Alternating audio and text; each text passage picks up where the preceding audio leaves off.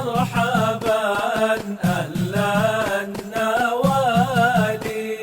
Dinyatakan oleh Syekh Yaqub Al-Hamawi dalam kitabnya Mu'jamul Buldan, kamus nama-nama kota. Beliau lahir di Kufah, meninggal di kota Rai. Nah, Rai ini masuk wilayah Iran. Kalau Kufah masuk wilayah Irak. Beliau lahir tahun 119 Hijriah, meninggal pada tahun 189 Hijriah. Terkenal dengan nama Al-Imam Al-Kisai. Kisai ini diambil dari nama kain. Jadi kain biasa digunakan untuk menutup tubuh kain. Nah, itu namanya kain kisah. Nah, Imam Kisai ini nama beliau yang terkenal Al-Imam Kisai karena ini julukan yang populer. Kata Imam Ibn Katsir, disebabkan oleh dua peristiwa. Yang pertama, ketika beliau melaksanakan ibadah haji, beliau berihram menggunakan kain kisah yang tidak lazim digunakan oleh orang-orang yang berihram. Akhirnya mereka panggil beliau dengan Al-Kisai. Riwayat kedua diceritakan oleh Al-Imam Ibn Katsir dalam kitabnya Al-Bidayah wa Nihayah, dinamakan Al-Kisai karena di waktu beliau belajar, di masa-masa beliau menuntut ilmu, itu setiap beliau belajar yang beliau gunakan adalah kain kisah. Akhirnya mereka menyebutkan nama beliau dengan julukan Al-Kisai. Nah, inilah nama beliau yang populer, Al-Imam Al-Kisai. Kemudian para ulama memberikan sanjungan kepada Al-Imam Al-Kisai. Di antaranya Al-Imam Al-Zahabi yang lahir 673 Hijriah, meninggal tahun 748 Hijriah, dalam kitabnya Siyar wa A'lami Nubala. Beliau katakan Al-Imam Syekhul Qira'ah wal Arabiyah. Imam Kisai adalah seorang imam besar, guru besar dalam bidang ilmu qiraah dan guru besar dalam bidang ilmu kesastraan Arabiyah. Al-Imam Ibnu Khalkan yang lahir tahun 608 Hijriah, meninggal 681 Hijriah, dalam kitabnya Wafayatul A'yan wa Anba'u Abna'iz Zaman juga memuji, memberikan sanjungan kepada Al-Imam Al-Kisai. Beliau katakan Al-Imam Al-Kisai ini adalah seorang ahadul qurra'i sab'ah. Kalau kita kenal qira'atu sab'ah, ya, ada bacaan qira'ah as-sab'ah, bacaan Al-Quran itu yang populer ada 7. Nah, di antara imamnya adalah Imam Kisai. Nah, beliau ini biasanya urutan ke-7, qira'ah Al-Kisai. Kemudian Imam Ibnu Khalkan mengatakan kana imaman fi nahwi wal lughah wal qira'at. Al-Imam Kisai juga seorang imam di dalam bidang ilmu nahwu, ilmu grammar bahasa Arab, dan pakar dalam kesastraan Arab, dan juga pakar dalam qiraah Al-Quran. Al-Imam Asy-Syafi'i rahimahullah yang lahir tahun 150 Hijriah, meninggal 204 Hijriah, juga memberikan sanjungan kepada Al-Imam Al-Kisai karena satu generasi. Imam Syafi'i satu generasi dengan Al-Imam Al-Kisai. Imam Syafi'i lahir tahun 150, meninggal 204 Hijriah. Sedangkan Al-Imam Al-Kisai lahir tahun 119, meninggal tahun 189 Hijriah. Imam Syafi'i memuji. Beliau katakan man arada an yatabahala fi nahwi fahuwa iyadun 'alal Kisai. Siapa yang ingin memperdalam ilmu nahwu, maka ilmu ini terhimpun di dalam sosok Al-Imam Al-Kisai. Itu sanjungan Imam Syafi'i terhadap Al-Imam Al-Kisai. Kemudian ada seorang sastrawan besar bernama Al-Imam Al-Ambari. Beliau pengarang kitab Asrarul Arabiyah dan juga kitab Al-Insaf. Al-Imam Al-Ambari juga menyatakan kana Kisai a'laman nas binahwi. Imam Kisai adalah seorang ulama yang sangat alim, sangat pakar dalam ilmu nahwu. Wa wahidahu fil gharib, dan juga beliau adalah tokoh besar dalam ilmu gharib. Ilmu gharib ini ada gharibul Quran, ada gharibul hadis. Yang populer itu ilmu gharibul hadis. Kata-kata yang sulit di dalam hadis, nah dijelaskan kata-kata tersebut dijadikan satu bidang ilmu, namanya ilmu hadis gharib. Wa auhada fi ilmi Al-Quran. Nah, beliau juga seorang yang sangat alim di dalam ilmu Al-Quran. Ilmu Al-Quran ada nasikh, mansukh, asbabun nuzul, tafsir-tafsirnya, makna-maknanya, ada semua beliau kuasai dalam bidang ilmu Al-Quran. Kemudian disebutkan oleh Al-Imam Az-Zahabi dalam kitab Siyar beliau, di antara guru-guru beliau yang berpengaruh itu ada yang bernama Al-Imam Ibnu Abi Layla. Beliau ambil ilmu qiraah kepada Al-Imam Ibnu Abi Layla, dan juga kepada Al-Imam Hamzah Az-Zayyat. Dua guru beliau inilah yang beliau mendapatkan sanad ilmu qiraah. Kemudian guru beliau yang lainnya ada Al-Imam Ja'far As-Shadiq.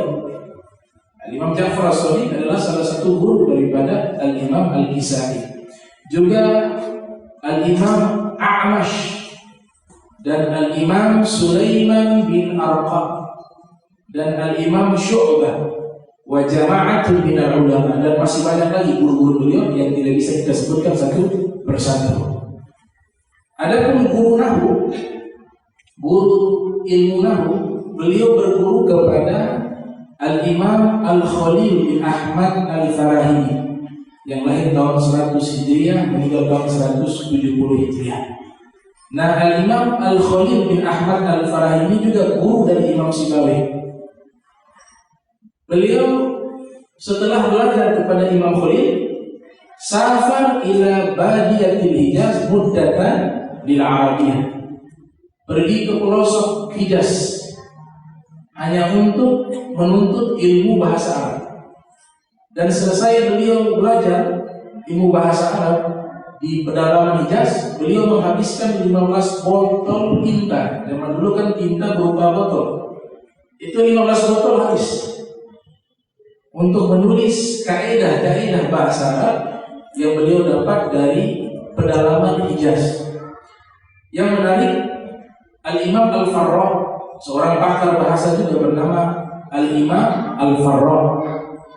Al-Imam Al-Farra mengatakan, Al-Imam Kisai ini mulai mendalami ilmu nahwu di saat usia sudah sepuh, sudah tua, baru mulai belajar ilmu nahwu. Jadi belajar ilmu nahwu ini ada kemungkinan juga orang yang sudah sepuh, kalau dia sungguh-sungguh, bisa jadi dia bisa menguasai ilmu tersebut. Salah satu contohnya adalah Imam Al-Kisai. Usianya sudah sepuh, baru mulai memperdalam ilmu nahwu. Sedangkan ilmu yang beliau dalami ini ilmu yang cukup sulit. Beliau belajar bersungguh-sungguh, tapi tidak bisa masuk karena mungkin pengaruh usia. Akhirnya satu ketika muncul rasa putus asa. Beliau ada niatan untuk tidak melanjutkan belajar ilmu nahwu karena usia itu pengaruh juga. Di saat beliau putus asa, duduk, beliau lihat semut satu ekor membawa makanan, dan makanan itu jauh lebih besar daripada fisik semut. Dipikul itu, naik ke atas dinding, jatuh, naik lagi, jatuh lagi, berulang-ulang kali semut itu jatuh. Ini orang-orang cerdas segala peristiwa itu mereka mengambil i'tibar. Ada pepatah para ulama mengatakan man kanat lahu fikratun fa fi kulli syai'in lahu ibrah. Orang yang punya pikiran yang tajam, di segala peristiwa dia akan mengambil pelajaran. Nah, ini terjadi. Al-Imam Al-Kisai yang dalam keadaan putus asa karena mulai belajar ilmu nahwu secara mendalam di usia yang sudah tua, dia lihat itu semut, dia analisa, ini semut bawa itu makanan naik, jatuh lagi, naik dinding, jatuh lagi, berulang-ulang kali. Sampai pada akhirnya semut itu berhasil mencapai tujuan. Maka dia tersadar, dia katakan, hadhihi naqlah thabarat hatta wasalat goyah. Ini semut, dia sabar, dia tekun, dia tabah. Walaupun susah payah, tapi karena dia sungguh-sungguh, dia tekun, dia akhirnya bisa mencapai tujuannya. Maka saya harus seperti itu. Nah, pelajaran ini diambil oleh Imam Kisai, diimplementasikan di dalam menuntut ilmu nahwu. Sehingga para ulama mengatakan fathabara hatta shara imaman fi nahwu. Beliau akhirnya tekun belajar ilmu nahwu di usia yang sudah tidak muda, tapi karena ketekunan tersebut beliau menjadi imam di dalam ilmu nahwu. Bukan hanya tahu ilmu nahwu, tapi menjadi tokoh besar, menjadi imam besar di dalam ilmu nahwu. Nah, ini kisah yang inspiratif.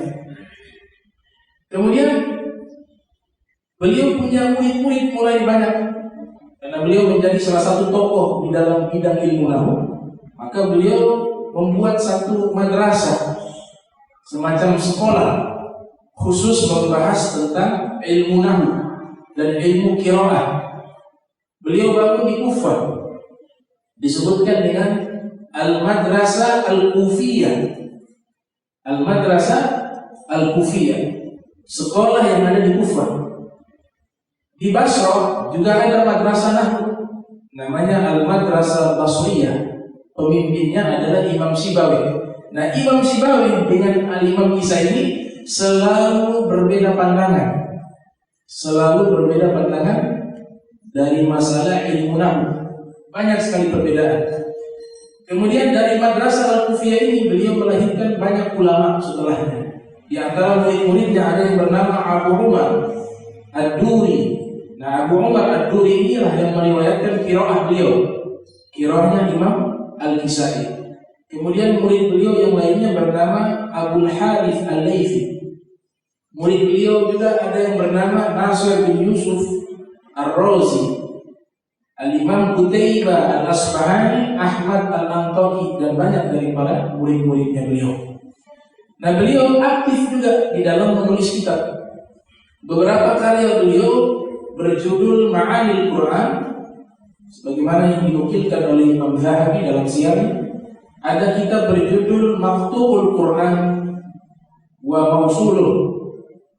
Kemudian kitab beliau ada yang berjudul Nawadir Al-Kabir, Nawadir Al-Asghar. Kemudian ada kitab beliau berjudul Qasasul Anbiya, kisah-kisah para nabi. Ada juga karya beliau berjudul Mukhtasar fi Nahwi, ringkasan ilmu nahwu. Dan juga ada kitab beliau berjudul Al-Masabir, Al-Kitabul bil Adad, Kitabul bil Huruf. Jadi banyak beliau punya karya ilmiah. Cuma sayang, ini karya semua secara otentik tidak sampai kepada kita. Tapi ulama menuliskan data-data beliau punya karya ilmiah itu banyak. Nah, kenapa bisa tidak sampai kepada umat Islam? Ada beberapa teori yang menyatakan, diantaranya mereka nyatakan bahwa terjadi invasi besar-besaran bangsa Mongol dipimpin oleh Genghis Khan dan Hulagu Khan di tahun 656 Hijriah 9 Safar. Itu bangsa Mongol kan menyerang Daulah Abbasiyah pada waktu itu di Baghdad. Al-Imam As-Suyuti dalam kitab Tarikhul Khulafa yang lahir tahun 849 Hijriah meninggal 911 Hijriah, beliau menjelaskan dalam kitab tersebut bangsa Mongol menginvasi Irak bukan hanya memerangi mereka, tapi menghancurkan peradaban. Sehingga 40 hari 40 malam mereka membantai kaum muslimin yang ada di Baghdad. Pada waktu itu ibu kotanya Daulah Abbasiyah itu di Baghdad, di Irak. Dibantai kaum muslimin 2 juta orang. 2 juta dibunuh di lapangan. Kemudian perpustakaan terbesar di dunia di zaman tersebut itu ada di Baghdad. Kitab-kitab para ulama. Ini bangsa Mongol tidak kenal peradaban pendidikan, yang mereka tahu hanya peperangan pada waktu itu. Akhirnya ini kitab-kitab dibakar. Jadi banyak ya karya-karya ulama yang tidak sampai kepada kita, banyak, tidak terhitung. Karena ketika bangsa Mongol menginvasi, kemudian membuat vandalisme, penghancuran besar-besaran, ini kitab-kitab ulama dibakar. Sebagiannya dibuang di sungai Dajlah dan Tigris. Disebutkan oleh para ulama, saking banyaknya kitab para ulama yang mereka hancurkan dan mereka buang di sungai Tigris dan sungai Dajlah, itu sampai kuda kalau seberangi bisa kitab seperti jembatan. Dan air daripada sungai tersebut sudah berubah menjadi warna hitam, warna tinta. Nah, teori ini menyatakan di antara kitab-kitab yang hancur di saat invasi bangsa Mongol adalah kitab-kitabnya Imam Al-Kisai, sehingga tidak sampai kepada kita secara otentik, hanya dinukilkan oleh para ulama di kitab-kitab mereka. Tapi kitab hasil karya beliau tidak ada yang otentik yang sampai kepada kita. Nah, ini sangat disayangkan karena beliau punya karya ilmiah cukup banyak dan sangat bermanfaat karena membahas tentang Al-Quran, membahas tentang ilmu nahwu, membahas tentang sejarah para nabi. Itu kitab-kitab karya Al-Imam Al-Kisai. Kemudian disebutkan di dalam kitab Inbahur Ruwad ala Anbahi Duhan karya Al-Imam Al-Kifti. Jadi kitab tersebut memuat tentang kisah-kisah para ahli nahwu. Al-Imam Al-Kisai disebutkan oleh Imam Zahabi bahwa beliau dekat dengan Khalifah Harun Ar-Rasyid. Dinukilkan juga dalam kitabnya Imam Zahabi dan juga dalam kitabnya Imam Al-Kifli.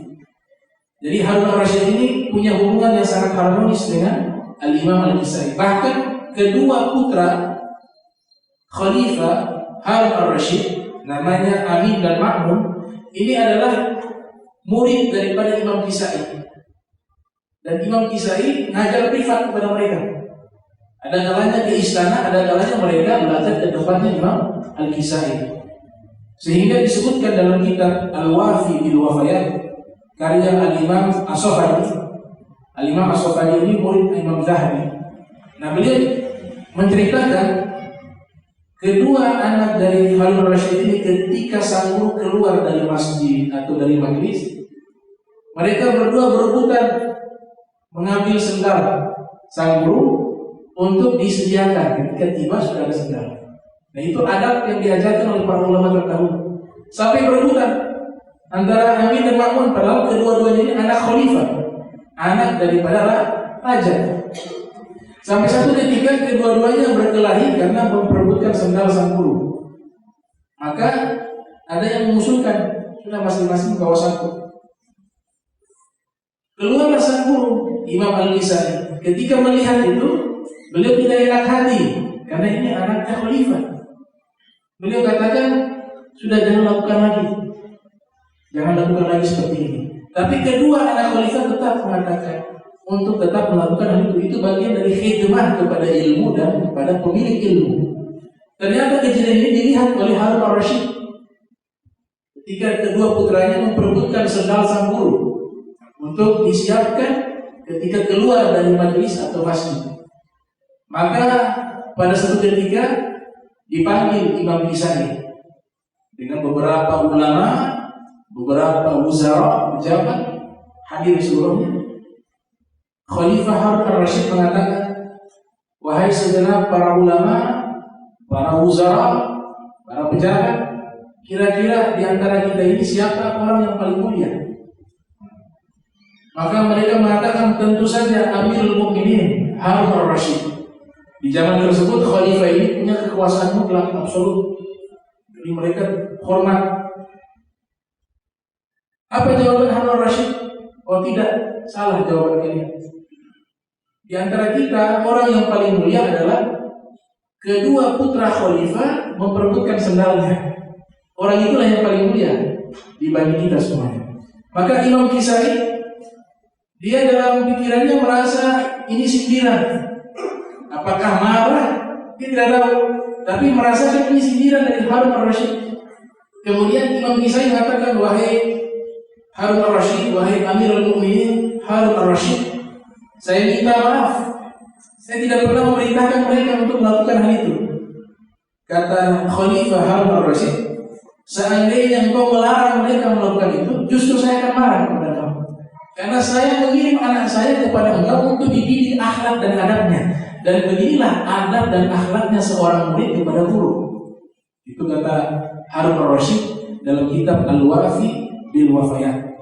Nah, di dalam kitab Imbaqur Ruwat ala Anba'in Nuhat karya Al-Imam Al-Kifli ada hal yang menarik. Beliau riwayatkan. Jadi Al-Imam Al-Kisai ini memang sering berada dekat dengan Harun al-Rashid. Juga ada seorang qadhi qudat bernama Abu Yusuf. Abu Yusuf ini murid utama Imam Abu Hanifah.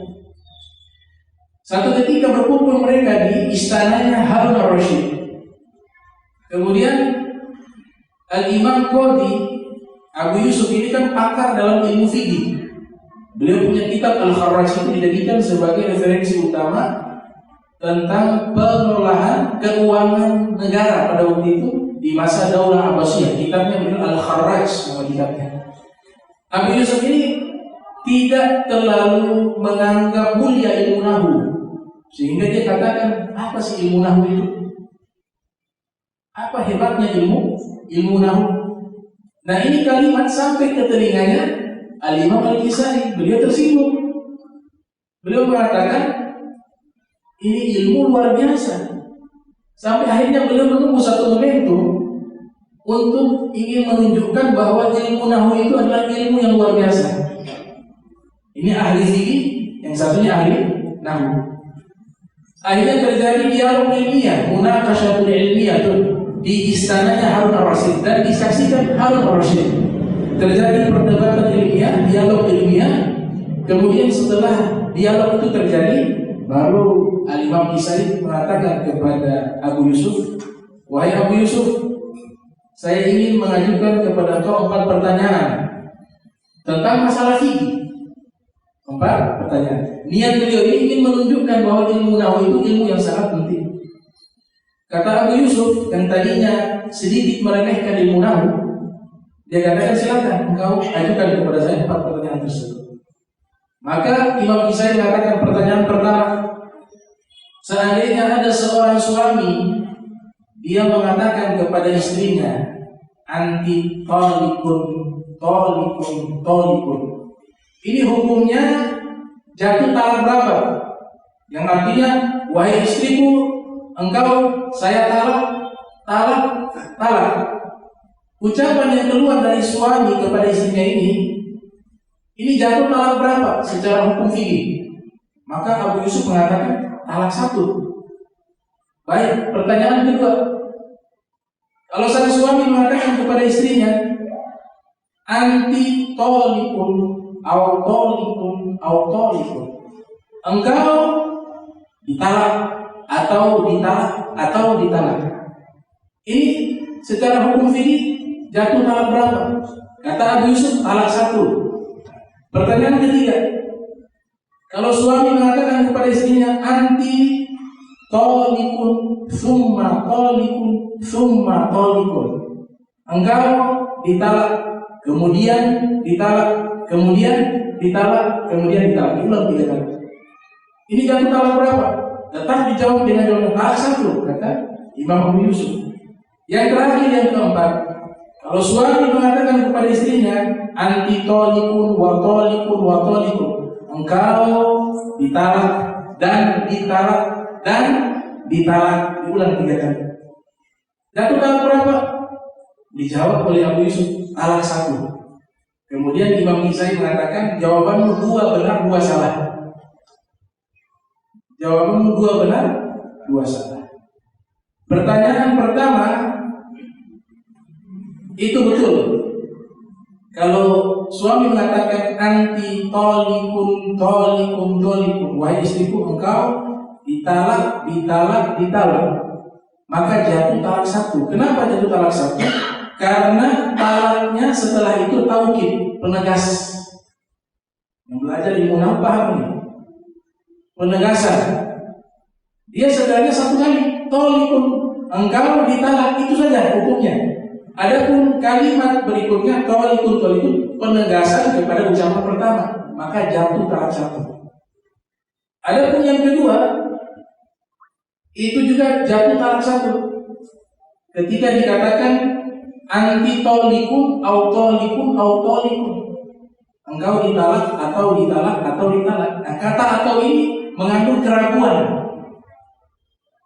Atau itu adalah makna keraguan. Contoh, kalau kita mengatakan tadi saya minum air apa teh ya? Tadi baru saya minum air apa? Atau teh ya?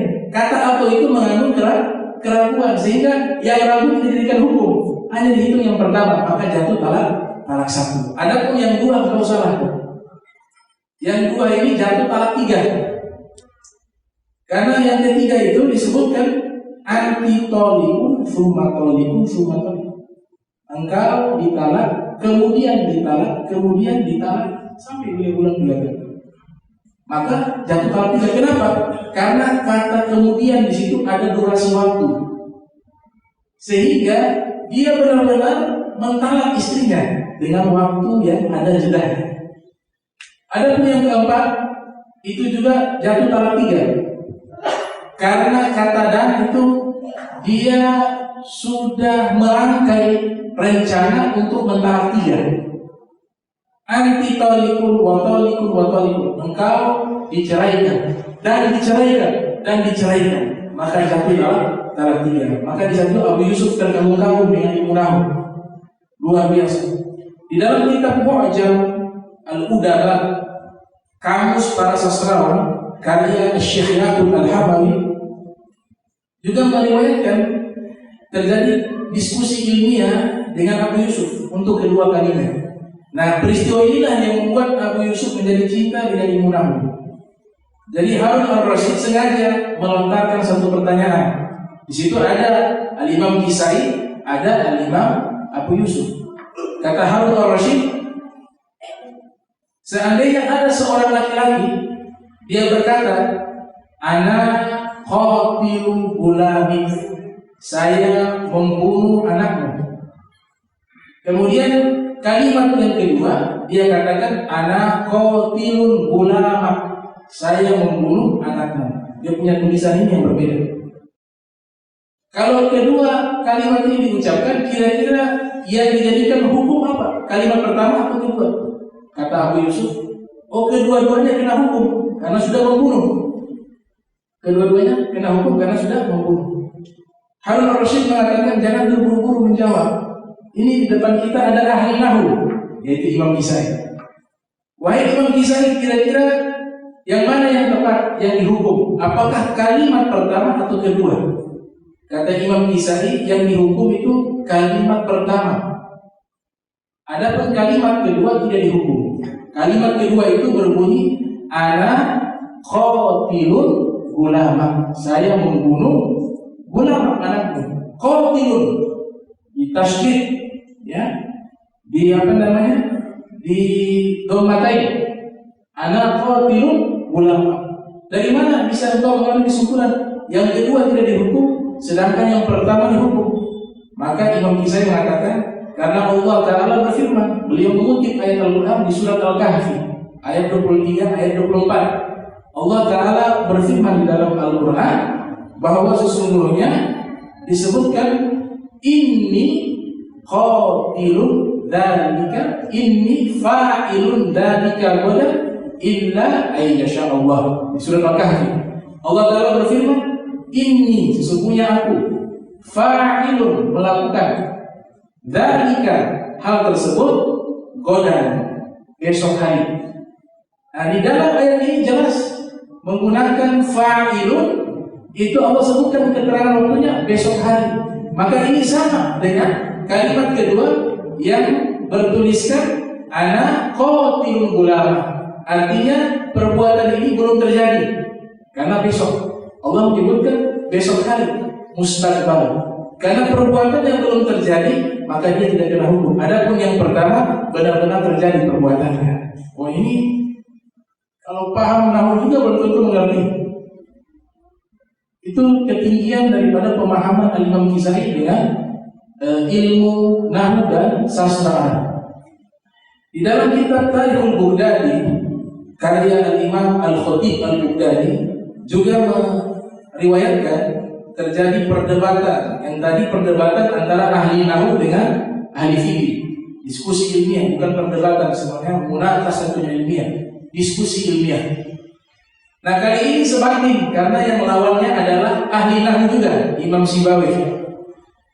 Nah, diundang di istana pada waktu itu khalifahnya adalah Abu Ja'far.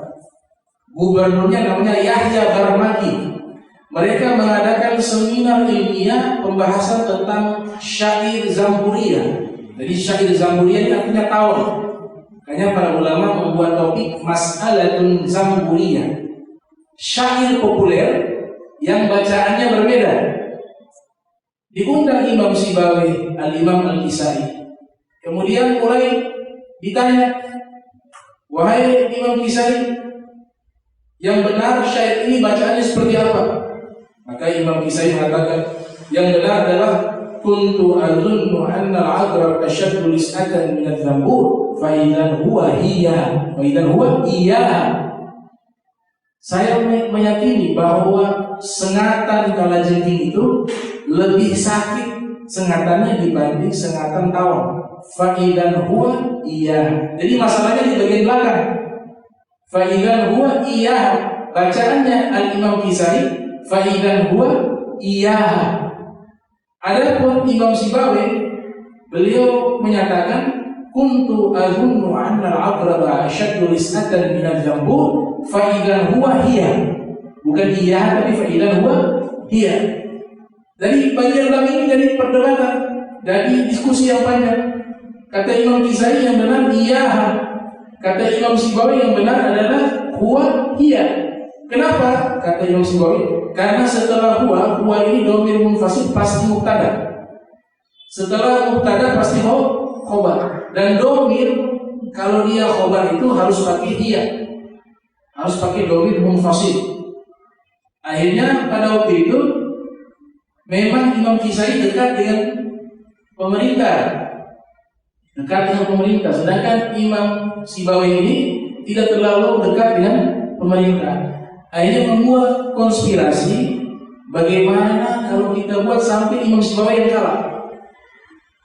Maka ujung-ujungnya Imam Sibawi yang dipersalahkan, yang menang adalah Imam Al-Kisai. Nah, mereka ulama-ulama nahwu, apabila mereka punya pendapat ini disalahkan pada waktu itu, mereka merasakan satu musibah yang besar.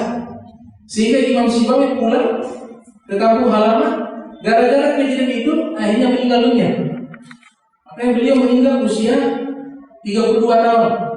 Ya, lahir 148 Hijriah, meninggal 180 Hijriah. Hanya 32 tahun meninggal dunia. Tapi beliau alim, pandai, ahli nahwu. Nah, ini perdebatan yang terjadi antara Al-Imam Kisai dengan Imam Sibawi. Nah, bisa Imam Sibawi telah meninggal dunia disebutkan di dalam kitab Mu'jamul Udaba karya Syekh Yaqub Al-Hamawi. Al-Imam Kisai pergi ke Basra belajar kepada muridnya Imam Sibawi, sehingga mereka mengatakan, para ulama mengatakan bahwa nahwu yang ada di Kufah itu banyak mengadopsi ilmu-ilmu nahwu yang ada di Basra, khususnya ilmu nahwunya Imam Sibawi. Karena ternyata setelah kejadian itu mereka meneliti bahwa pendapat yang benar tentang syair tersebut adalah pendapatnya Imam Sibawi, yaitu bacanya fa idzan huwa hiya, bukan fa idzan huwa iya. yang benar Imam Sibawi. Maka Imam Kisai tergerak hatinya untuk coba mempelajari ilmu nahu yang ditinggalkan oleh Imam Sibawi. Imam Sibawi sudah meninggal dunia, ada muridnya namanya Al-Akhfash. Maka datanglah Imam Kisai ke Basra, belajar langsung kepada Al-Akhfash, muridnya Imam Sibawi, dan menghatamkan kitab yang berjudul Al-Kitab, kitab nahu yang berjudul Al-Kitab. Setelah mempelajari kitabnya Imam Sibawi, maka Imam Kisai mengakui, dia katakan saya tidak pernah melihat kitab nahu sehebat ini, yaitu kitabnya Imam Sibawi. Belajar kepada Akhfash. Saking bahagianya Imam Kisai memberikan hadiah 70 dinar, 70 mata uang emas. Itu kalau dikonversi ke rupiah 272 juta. Setelah menghadapkan, dihadiahkan kepada Akhfash 272 juta. Maka pengaruh daripada Imam Sibawi tetap ada dari madrasah Kufah, karena Imam Kisai ini belajar juga kepada kitab-kitabnya Imam Sibawi dan belajar kepada muridnya Imam Sibawi bernama Al-Imam Al-Akhfash. Al-Imam Al-Ambari dalam kitabnya Al-Insaf mengatakan perbedaan ilmu nahu antara Imam Sibawi dengan Imam Al-Kisai itu sekitar 121 khilaf. Perbedaan antara kedua imam tersebut 121 perbedaan. Nah, Imam Kisai setelah menguasai ilmu nahu, ilmu qiraah juga beliau kuasai. Jadi beliau akhirnya cinta kepada ilmu nahu, sehingga disebutkan dalam kitab Al-Wafi bil Wafayat karya Al-Imam As-Sofani. Jadi beliau punya aktivitas kehidupan selalu berbarengan dengan ilmu nahu. Ada satu pelayan beliau melakukan satu perbuatan yang tidak baik, maka pelayan ini dihukum berdiri, disuruh berdiri pelayannya. Tamu datang masuk, bercerita, ngobrol dengan Imam Al-Kisai. Kamu perhatikan ini kenapa orang berdiri dari tadi? Wahai Imam Kisai, ini pelayanmu kenapa dia berdiri dari tadi? Kata Imam Al-Kisai, waqa'a alaihi fi'lu fantusiba. Oh, terjatuh baginya fi'il maka dinasabkan. Maknanya adalah dia melakukan satu perbuatan yang tidak baik, maka dihukum berdiri. Nasab itu artinya ditegakkan, berdiri. Jadi bahasa hukumannya menggunakan bahasa kaidah nahu. Di dalam kitab As-Suyuti, Imam Suyuti punya kitab tentang kumpulan para ulama ahli nahu berjudul Bughyatul Lu'an fi Tabaqatil Lugawi wan Nuhat. Kitab tersebut Imam Suyuti riwayatkan ada seorang pakar nahu bernama Abu Alqamah. Jadi beliau kalau berbicara itu harus dan wajib menggunakan kaidah-kaidah nahu dan kaidah-kaidah sastra sehingga terdengar sangat formal, sangat rapi. Sampai satu ketika beliau punya saudara meninggal dunia, saudara kandung meninggal dunia. Datanglah beliau untuk mengunjungi, mengelayat. Sampai ke rumah saudaranya yang sudah meninggal, ketemu dengan keponakannya. Ditanya, wahai keponakanku, bagaimana ayahmu? Sudah tufiya, sudah meninggal dunia. Oh, kenapa bisa meninggal dunia? Sakit apa? Kata ponakannya, oh, sakitnya itu adalah walima qadamai. Ini kalau secara nahu ucapan ini salah. Kata Abu Alqamah, karena memang sudah menjadikan satu keharusan mengucapkan kalimat itu harus benar, dia katakan kepada keponakannya, wahai keponakanku, engkau sebutnya salah. Harusnya walima qadamahu, bukan qadamai. Oh baik Pak, saya salah ucap. Kemudian ditanya lagi, setelah itu sakit apa sehingga bisa meninggal dunia?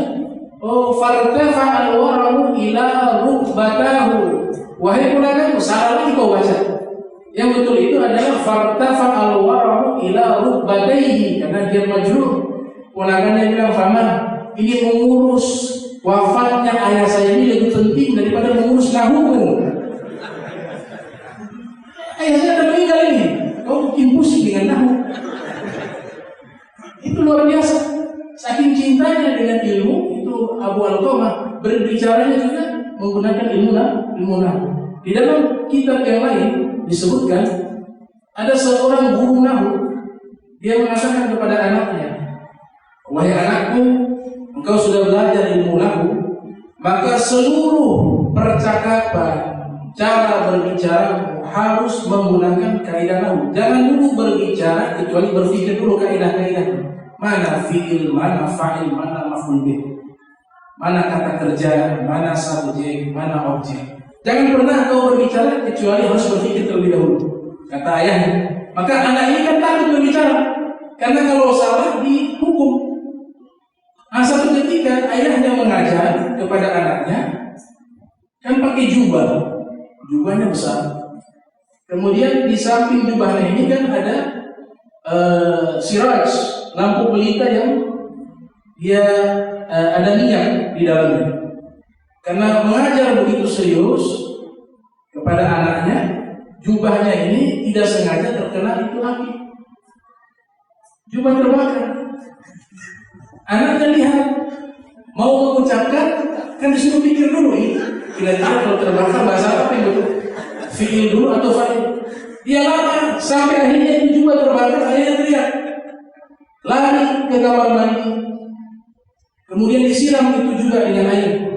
Lihat jubahnya terbakar habis. Ditanya, wahai anak, kau lihat tadi terbakar? Saya lihat, wahai. Kenapa kau tidak bicara? Ayah kan mengatakan, kalau berbicara berpikir dulu. Ini saya lagi susun kata-kata yang tepat. Kata ini mulai hari ini jangan bicara seperti itu lagi. Seperti itu mereka para ulama ahli nahwu. Nah, Imam Al-Kisai rahimahullah. Nah, beliau juga ahli qiraah, ahli di dalam membaca Al-Quran. Sehingga kalau kita ingin mengetahui biografi beliau itu, kita bisa membaca kitab-kitab yang membahas tentang biografi para ahli nahwu. Di situ beliau ada. Begitu juga demikian kalau kita membaca kitab tentang ahli qiraah, nama beliau juga ada. Karena beliau terkenal sebagai ahli nahwu dan ahli qiraah. Sehingga disebutkan di dalam beberapa kitab, ada kitab ahli qiraah karya Imam Zahabi, judulnya Tabaqatul Qurra. Kitab tersebut khusus membahas para ahli qiraah. Juga ada kitab karya daripada Al-Imam Ibnu Al-Jazari. Judulnya adalah Ghayatul Nihayah fi Tabaqati Al-Qurra. Kemudian ada kitab yang membahas tentang ulama-ulama ahli nahwu seperti kitabnya Imam Suyuti, Bughyatul Bu'ad fi Tabaqati Al-Lughawi wal Nuhat. Juga ada kitab karya Taqiyuddin Al-Asadi berjudul Tabaqatul Al-Lughawi wal Nuhat. Juga ada kitab karya Syekh Yaqub Al-Hamawi berjudul Mu'jamul Udaba. Jadi semua kitab ini membahas tentang biografi para pakar bahasa Arab, para pakar nahwu, dan juga biografi para pakar qiraah. Itu nama Imam Kisai pasti ada di situ. Pasti ada. Dan luar biasa, Al-Imam Kisai ini selain pakar dalam ilmu nahwu, beliau punya qiraah ini, membaca Al-Quran ini, sudah mendapatkan restu langsung dari Nabi sallallahu alaihi wasallam. Karena memang masanya tidak terlalu jauh. Itu diriwayatkan dalam kitab Inbahur Ruwat ala Anbahi Nuhat karya Al-Imam Al-Kifti. Jadi beliau ketika selesai mengajarkan Al-Quran kepada murid-murid beliau, dalam satu ketika beliau bermimpi, tidur kemudian bermimpi. Di dalam mimpinya beliau berjumpa dengan Nabi Muhammad SAW. Kemudian Nabi Muhammad bertanya kepada beliau, engkau yang namanya Al-Kisai? Kata Nabi. Dia katakan, na'am ya Rasulullah, saya Kisai. Ali bin Hamzah? Na'am ya Rasulullah, saya Ali bin Hamzah.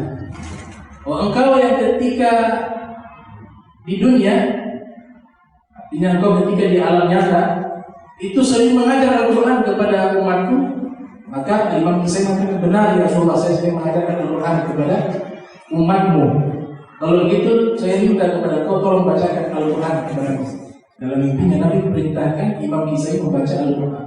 Maka Imam Kisai waktu itu terlintas membaca surat As-Saffat, Was-Saffati Soffa, Fazazirati Zazra, Fataliyati Dzikra. Kemudian Nabi Muhammad SAW mengatakan, bacaanmu bagus.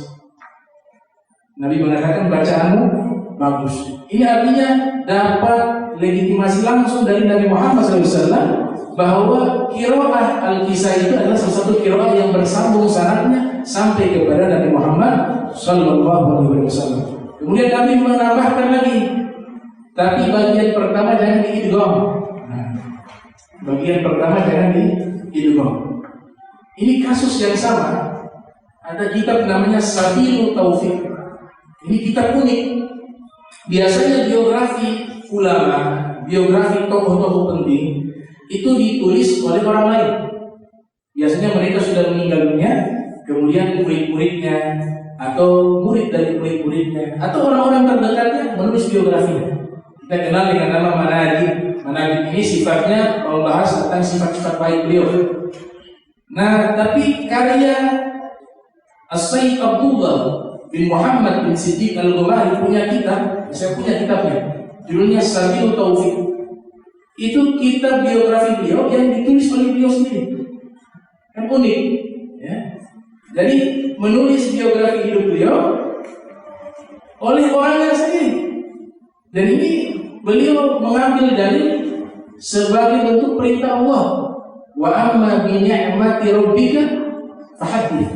Beliau merasakan memiliki ilmu, dan ini Syekh Abdullah bukan sembarang ulama internasional, ahli hadis, ahli tafsir, banyak beliau kuasai ilmu. Nah, beliau menulis daripada biografi beliau sendiri tujuannya agar yang pertama mensyukuri nikmat yang Allah berikan. Kenapa? Karena orang yang diberikan izin paham agama Islam, ilmu agama Islam, itu adalah orang yang Allah pilih mendapatkan kebaikan di sisi Allah.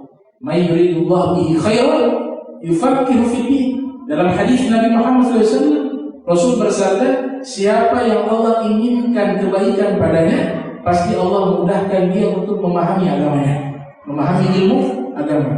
Yang kedua, di dalam biografi beliau khawatir kalau orang lain tulis ada yang tidak ada ditambah-tambah, sehingga beliau takut nanti di hari kiamat Allah akan bertanya, ini cerita ini tidak ada, kenapa adanya? Sehingga saya tidak berani orang lain menulis biografi saya sendiri yang menulis. Kemudian yang ketiga, agar tidak ada yang terlewatkan daripada perjalanan hidup saya.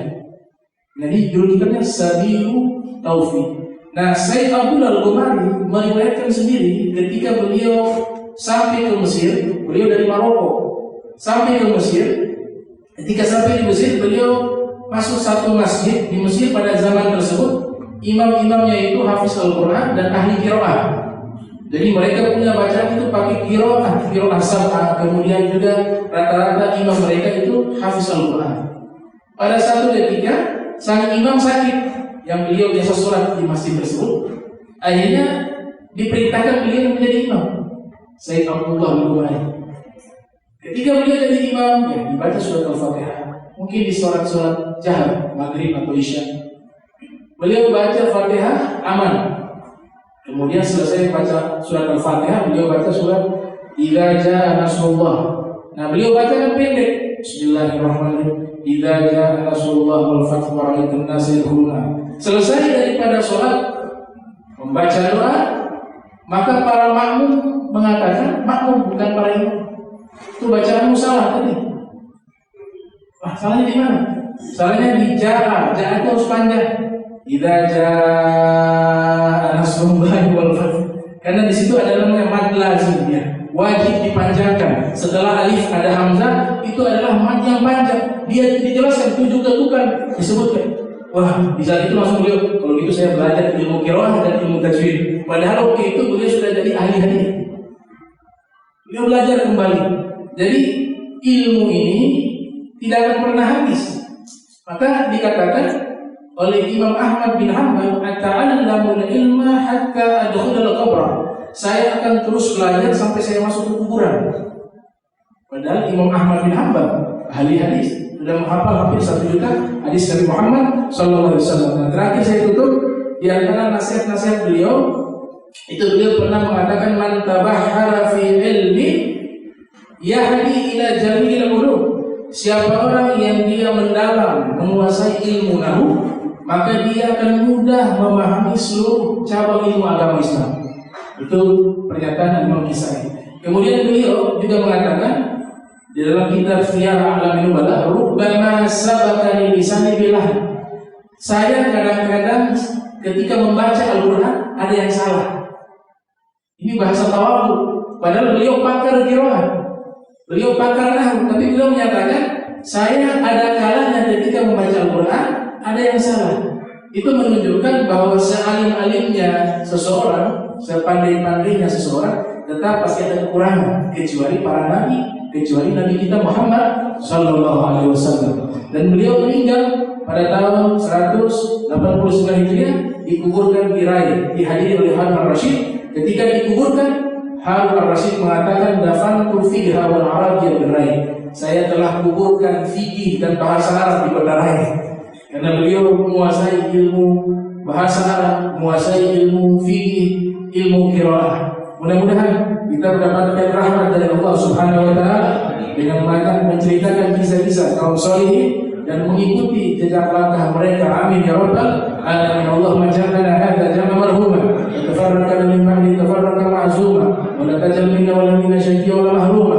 Allahumma nadhi qulubana 'ala ta'allum biman dunak waj'alna min qaumin tuhibbuhum yuhibbuna. Subhanaka bihamdika asyhadu an la ilaha illa anta astaghfiruka wa atubu ilaik. Wa sallallahu alaihi Muhammadin wa ala alihi wa sahbihi wa barik wasallam. Wa lafu minkum. Wassalamu alaikum warahmatullahi wabarakatuh.